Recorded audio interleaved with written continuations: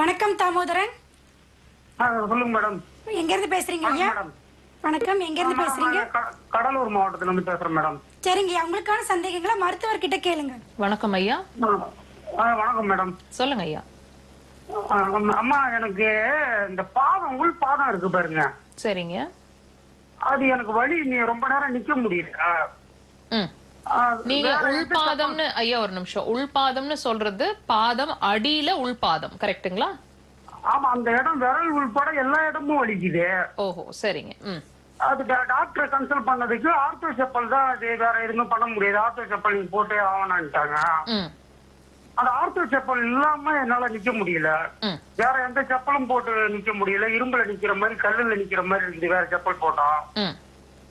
அதுக்கு ஏதாவது அக்குபஞ்சர் மூலியத்துல ஏதாவது தீர்வு இருக்குங்களா மேடம்? கட்டாயமா இருக்கு ஐயா. நீங்க நல்லா கவனிங்க.